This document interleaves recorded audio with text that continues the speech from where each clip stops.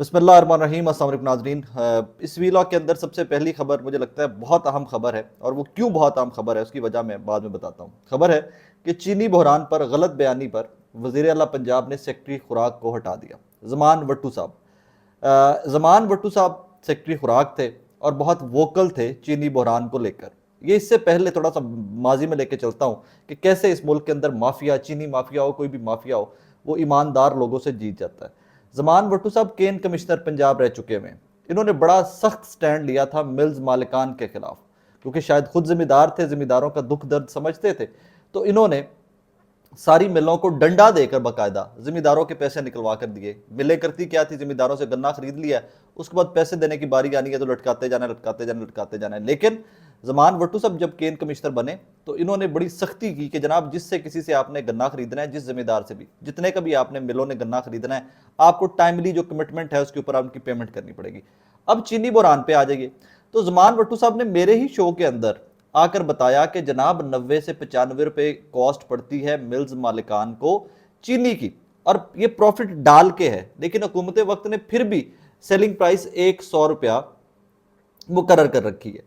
और उस टाइम के ऊपर, ये हफ्ता पहले की बात है, 4-5 दिन पहले की बात है, चीनी मार्केट में बिक्री थी 175 से 200 रुपए के दरमियान।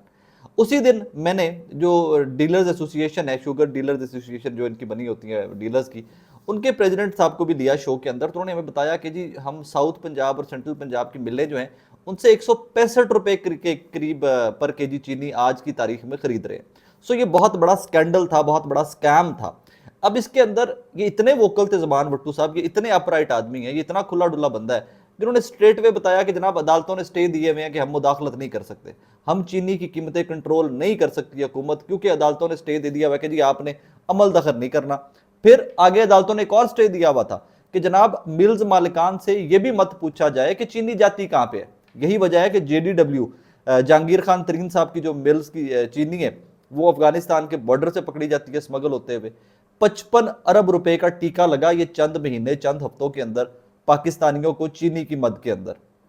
ये है जो रिकॉर्डेड या जो ऑन रिकॉर्ड जो फिगर्स हैं। इसके बाद बहुत सारी चीनी, जो लाखों डॉलर की चीनी एक्सपोर्ट होगी पाकिस्तान से, उसकी कहानी अलग है।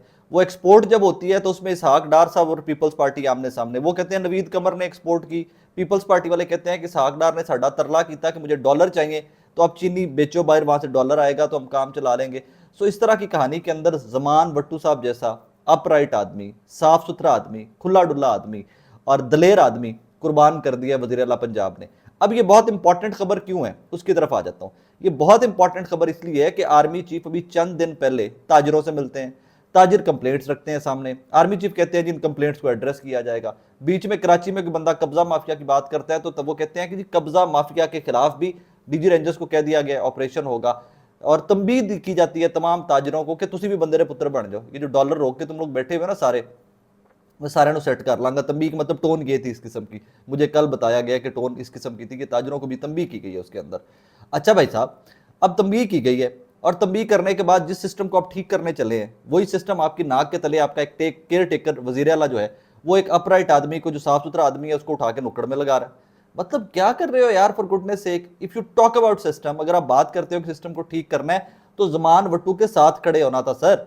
आपने, मोहसिन नकवी साहब, आपने ज़मान वट्टू साहब के साथ खड़े होना था, कहना मैं तेरे पीछे खलोता वा, तुन के रख ना सारे जो चीनी महंगी कर रहे हैं, परचे दो इन्हों दी मिल्लां बंद करो, सील करो इन्हों दी, इन्होंने हरामखोरी की, लोगों का खून चूसते पे ने। बट प्रॉब्लम क्या है, मिल्स हैं किसकी हैं? एक्सक्यूज मी, मिल्स हैं किसकी हैं? जहांगीर खान तरीन साहब की मिल्स हैं, सलमान शहबाज साहब की मिल्स हैं, खुसरू बख्तियार साहब की मिल्स हैं, सबसे ज़्यादा मिले शरीफ ख़ानदान की, जरदारी ख़ानदान की, वो जो हमारे चेयरमैन PCB हैं ज़का साहब, उनकी मिल्स हैं। अब ये इतने बड़े और इतने पावरफुल, इतने ताकतवर लोग हैं कि इनके सामने ज़मान वट्टू साहब की जुर्रत क्या हुई कि वो खड़े होते। अगर वो खड़े हो गए हैं तो फिर उनको सज़ा मिलेगी इसकी, और वो सज़ा इस शक्ल में मिल गई कि जनाब आपने उनको हटाकर फारिग कर दिया कि जी आपने गलत बयानी की। और भाई कोर्ट ऑर्डर्स हैं, एक बंदा पिट पिट के मर गया है कि this is the problem, millers जो है वो बहुत ताकतवर है, मुझे एम्पावर करो, मैं इनको नथ डालूं। और उन्होंने नथ डाल लेनी थी ज़मान भट्टू साहब ने, अगर इनको रहने दिया जाता। बट मिलर्स और मिलर्स अरब खरबपति लोग हैं, और पता नहीं कहाँ कहाँ कहाँ कहाँ किस किस लेवल के उनके कनेक्शन होते हैं, और वो कहानी एंड में आके कुर्बानी किसकी दे दी जाती है, उस बंदे की कि जो सिस्टम के खिलाफ खड़ा हुआ था, ज़मान वट्टू साहब। मैं अक्सर कहा करता हूँ कि सिस्टम के खिलाफ इस मुल्क में खड़े होने का कोई फ़ायदा ही नहीं है अब रह गया हुआ, क्योंकि यार एक बंदा कल्ला कैसे लड़े, आप प्रेसिडेंट से स्टार्ट हो जाओ, आपका प्रेसिडेंट नहीं लड़ सका सिस्टम से यार, आपका चीफ जस्टिस ऑफ पाकिस्तान नहीं सिस्टम से लड़ सका, जमान भुट्टो सब कौन होते हैं सिस्टम से लड़ने वाले? आप सिस्टम को चैलेंज करोगे, हम ऐसे नहीं होने देंगे। And there you go, end of the day Zaman Bhutto हटा दिया गया उधर से। दूसरी खबर जनाब, आदिल अब्बासी साहब हमारे एंकर हैं, कलीग हैं, भाई हैं। कल उन्होंने एक ट्वीट किया कि जनाब वो जो प्रोपोगंडा करते हैं फ़ौज के ख़िलाफ़, उनके ख़िलाफ़ बड़ा सख्त ऑपरेशन होने जा रहा है और ये कोर कमांडर कॉन्फ्रेंस में ये डिस्कस होगा। अब इसके ऊपर बहुत सारे लोगों ने सवाल ये उठाया कि यार कोर कमांडर कॉन्फ्रेंस तो अभी स्टार्ट भी नहीं हुई और तुमने ये पहले खबर दे दी है, तुम्हें एजेंडा कैसे पता है, तुम ये पैगाम कहाँ से दे रहे हो? और it was very logical view point कि जनाब अभी मामला स्टार्ट नहीं हुआ। और उसके ऊपर बहुत सारे लोगों ने तनकीद भी की कि आप वक्त से पहले खबर दे रहे हैं, आप थ्रेटन कर रहे हैं। और ये थ्रेटन करने ही की टोन आएगी, क्योंकि जब तक एलामिया आया नहीं, कोर कमांडर कॉन्फ्रेंस हुई नहीं, उससे पहले आदिल अब्बासी साहब को कैसे पता कि क्या डिस्कस होने जा रहा है और क्या नहीं होने जा रहा? मतलब हो सकता है कि वहां पर वो टेररिज्म की स्ट्रेटेजी सारी डिस्कस कर रहे हो। कोर कमांडर कॉन्फ्रेंस का जो पर्पस भी है कि हमारे बॉर्डर्स जो है वो अनसेफ है, वजीरिस्तान में क्या हो रहा है, गिलगित बल्तिस्तान में क्या हो रहा है, वो तमाम सिचुएशन जो है उसको टेकअप करने के लिए कोर कमांडर कॉन्फ्रेंस हो। और आपने सारा रुख जो है एक्सक्यूज मी, आपने सारा रुख जो है वो डिजिटल मीडिया की तरफ मोड़ दिया, कीबोर्ड वॉरियर्स की तरफ मोड़ दिया। फेयर इनफ, जो प्रोपोगंडा, झूठ, फेक खबर कोई भी फैलाए, वो टेलीविजन चैनल का एंकर हो, वो रिपोर्टर हो, वो डिजिटल मीडिया एक्टिविस्ट हो, वो किसी सियासी जमात का लीडर हो, कोई शख्स भी हो, मैं इस चीज़ के ऊपर बड़ा कायल हूँ कि उसके खिलाफ एक्शन होना चाहिए और बहुत सख्त एक्शन होना चाहिए। लेकिन एट द सेम टाइम आज़ादी इजहार राय और प्रोपोगंडा, इन दोनों चीज़ों का फ़र्क जो है वो भी आदिल अब्बासी साहब जैसे बहुत सारे साहिबान को पता होना चाहिए कि अगर कोई अपना कंसर्न शो करता है किसी चीज़ के ऊपर और उसको लगता है कि ये गलत हो रहा है, तो आई थिंक वो आज़ादी इजहार राय में आएगा, लिमिटेशंस के अंदर रहते हुए, बदजुबानी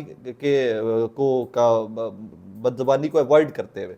लेकिन at the same time yes, I do agree कि बहुत सारे इस तरह के लोग हैं जो बहुत प्रोपोगंडा करते हैं, उनके खिलाफ एक्शन होना चाहिए।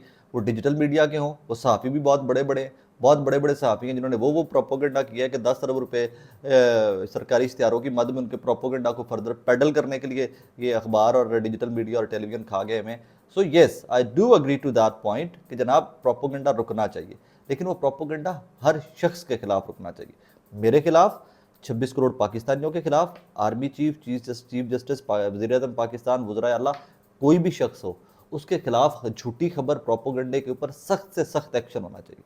और इसके अंदर अगर आप कहें तो मैं इन डेज टू कम मैं डिटेल्स में निकाल के ला सकता हूँ कि कैसे प्रोपोगंडा किया गया इमरान खान साहब के खिलाफ, उसको भी रोका जाना चाहिए। मतलब जो खबर होती नहीं थी उस खबर को ट्विस्ट करके कैसे कैसे एंगल दिए गए टेलीविजन चैनल्स की जानिब से, वो भी रोका जाना चाहिए। आज भी लोग कहते हैं कि जनाब यहूदियों का एजेंट, तो ये प्रोपोगंडा नहीं तो क्या है? जब मौलाना फजलुर रहमान साहब जैसे दाढ़ी वाले लोग आके कहते हैं कि जी यहूदियों का एजेंट, इंटरनेशनल एजेंट, तो ये प्रोपोगंडा तो नहीं है तो और क्या है? इसको भी तो रुकना चाहिए ना आदिल अब्बासी साहब, you should take it up too. मुझे खुशी है कि प्रोपोगंडा रोकने की बात की जा रही है, लेकिन प्रोपोगंडा सबके खिलाफ रुकना चाहिए। सिर्फ चंद मनपसंद लोगों के खिलाफ प्रोपोगंडा नहीं होता। प्रोपोगंडा मेरे खिलाफ भी प्रोपोगंडा। मैं पाकिस्तानी हूँ, मेरे पास ग्रीन पासपोर्ट है, मेरे पास शनाख्ती कार्ड है यहाँ का, मैं यहाँ का रेजिडेंट हूँ, यहाँ का नेशनल हूँ। मेरे खिलाफ भी प्रोपोगंडा हो तो उसके ऊपर इतना ही सख्त एक्शन होना चाहिए।